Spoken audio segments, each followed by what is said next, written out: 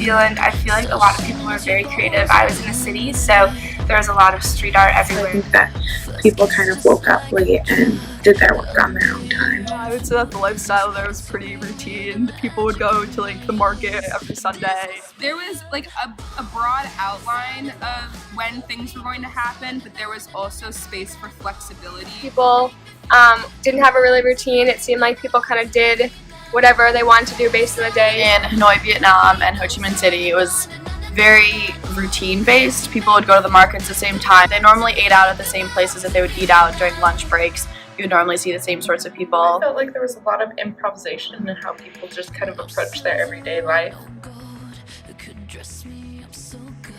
No, not at all. Opposite. No. People were very nice in New Zealand. Yeah, I would say so. Especially being an American, they would often like notice that you were American, so they would like treat you a little bit like colder. No, they were not cold. In the big city, sometimes, yes, people can seem to be cold and aloof. I would say definitely yes, especially, you know, when you'd be walking the streets of Rome. They definitely kind of came off as rude and just overly pushy a lot of the time. People were really nice. They were really helpful. Not many people were rude or aloof. They were, but I think it was more related to social and political issues. I think are reserved when it comes to strangers. I would say forward, actually. They were not afraid to speak their minds at all, which was sometimes overwhelming, but I appreciated it there. I really kind of felt like no one really had to be reserved. Yeah, I think that they were mostly forward. Some people were pretty reserved. They were forward. People were definitely more forward. They were definitely in your face. They would come up to you. They would sometimes like touch your hand, give you a kiss. Yeah. People were really forward.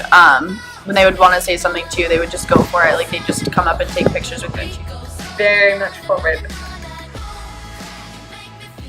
Yes, I would say so. I never felt unsafe there at all. I think that everyone felt safe with anyone. No, they weren't.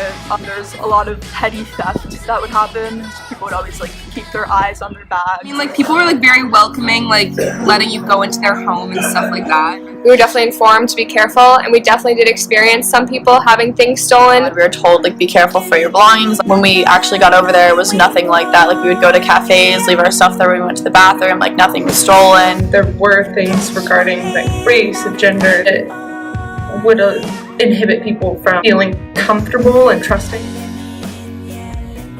So they were very happy to help you, to help figure out where you were going. Normally they're very, very helpful. But they were pretty selfless people. Yeah. Like, especially the adults will do anything to help you. Not particularly. I mean, if you asked someone for help, they would help you, but people wouldn't like approach you. People usually stop and help other people out. Vietnam, they were very helpful. Like, if you were lost, you need directions somewhere, they would take you. People would give us, like, motorbike rides for free. No.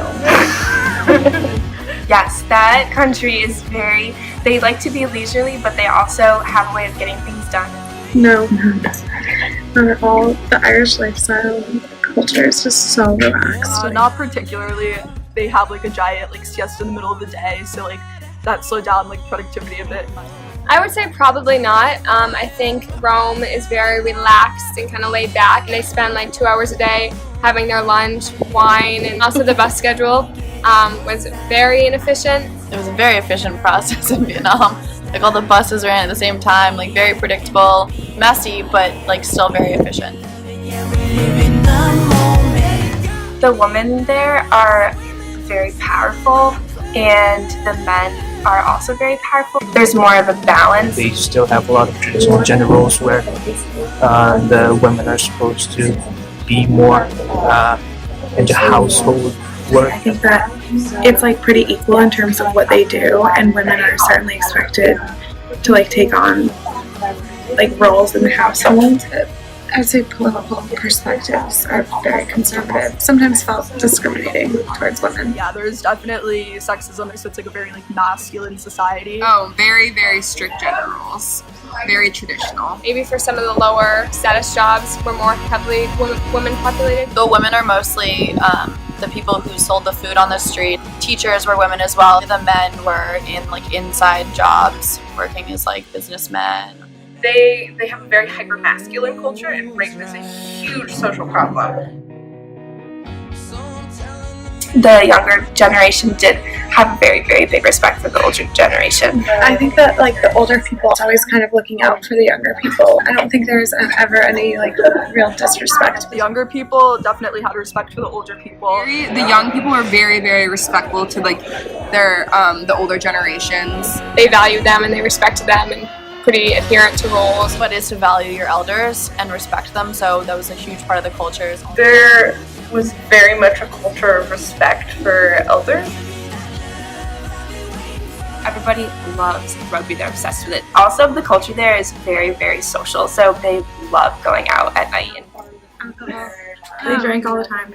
It's just very social. Like people like to be with other people. And Mendoza is located by like mountains, so a lot of people would go hiking or go like to the lake. Probably eating and dining. You would see people having 3-hour lunches, and we were in a city, so you would see lots of people walking. People were definitely very fit, but you didn't see a lot of physical activities. And additionally, a lot of shopping and going to clubs and dancing. That was like a huge part of the culture, was like going out for coffee, like creating relationships through that. And then people would do Tai Chi and yoga in the parks. Around the age of 16 is when they start going out to clubs. It's a lot about the dancing, the celebration of yourself and your community.